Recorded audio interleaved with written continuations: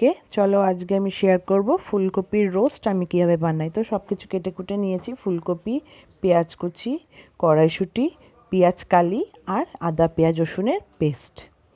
এবার আমি এখন ফার্স্টে কী করব, ফার্স্টে ফুলকপিগুলোকে একটু ভাপিয়ে নেব। গরম জল বসিয়ে দিয়েছিলাম কড়াইতে, এবার ফুলকপিগুলো দিয়ে হালকা ভাপিয়ে নেব। ফুলকপিগুলো ভাপিয়ে নিলে কি হয়, এক তো রান্নাটা জল কম পড়বে, আর ওই জন্য সেদ্ধ করলে ফুলকপিটা তাড়াতাড়ি, রান্নাটা তাড়াতাড়ি সেদ্ধও হয়ে যাবে ফুলকপিগুলো। আর দ্বিতীয়ত যাদের গ্যাসের প্রবলেম আছে তাদের জন্য তো ভাপিয়ে নেওয়াটাই বেস্ট, তাতে গ্যাসের কোনো প্রবলেম দেখা দেয় না। ভাপিয়ে হালকা ভাপিয়ে আমি ফুলকপিগুলোকে তুলে নিচ্ছি। এবার কড়াইতে তেল দিয়ে দিলাম, এটাও সর্ষের তেলেই বানাবো, দিয়ে ফুলকপিগুলো দিয়ে দিলাম। এবার নুন আর হলুদ দিয়ে ফুলকপিগুলোকে ভালো করে ভেজে নেব, যতটা সম্ভব লাল লাল করে ভেজে নেব। যে হলুদ দিয়ে লাল লাল করে ভেজে নেব ফুলকপিগুলোকে,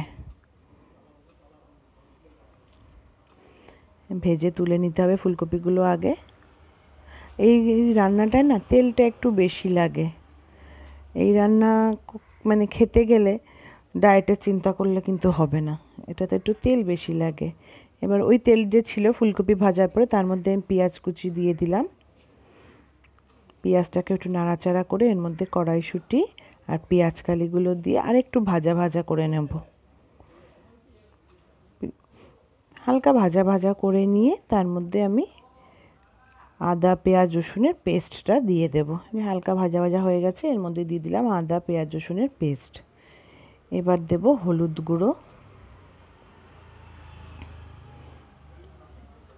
এবার দেব হলুদ গুঁড়ো,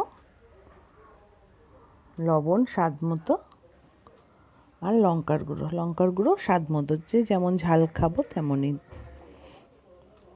লঙ্কার গুঁড়ো দিয়ে এবার ভালো করে মশলাটা কষিয়ে নিতে হবে যতক্ষণ না পেঁয়াজের জলটা টেনে নেয়। এদিক ওদিক নাড়াচাড়া করে ভালো করে কষাতে হবে। ব্যাসে যে পেঁয়াজের জলও টেনে নিয়েছে, পাশ দিয়ে তেলও ছেড়ে দিয়েছে। এবার ভাজা ফুলকপিগুলো দিয়ে দিলাম, দিয়ে এটাকেও ভালো করে নাড়িয়ে নিতে হবে যাতে মশলাগুলোর সঙ্গে খুব সুন্দর করে মিশে যায়।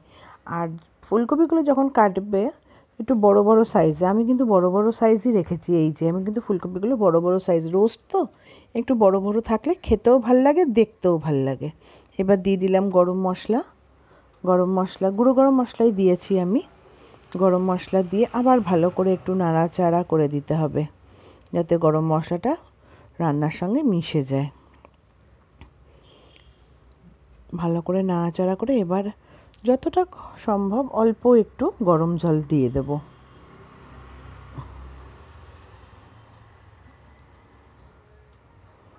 কেটলিতে গরম জল বানিয়েই রেখেছিলাম, ব্যাস একটু গরম জল দিয়ে দিলাম। জল যতটা পরিমাণ কম দেওয়া যায় তত স্বাদ কিন্তু বেশি হবে। আর আমিও জলটা দিয়েছি এই যেটুকু ফুলকপি সেদ্ধ হওয়া বাকি আছে বা পেঁয়াজ কালি কড়াইশুঁটি যেটুকুতে সেদ্ধ হবে সেইটুকু পরিমাণ জলই আমি দিয়েছি। দিয়ে নাড়াচাড়া করে এবার কড়াইটাকে ঢেকে রাখতে হবে।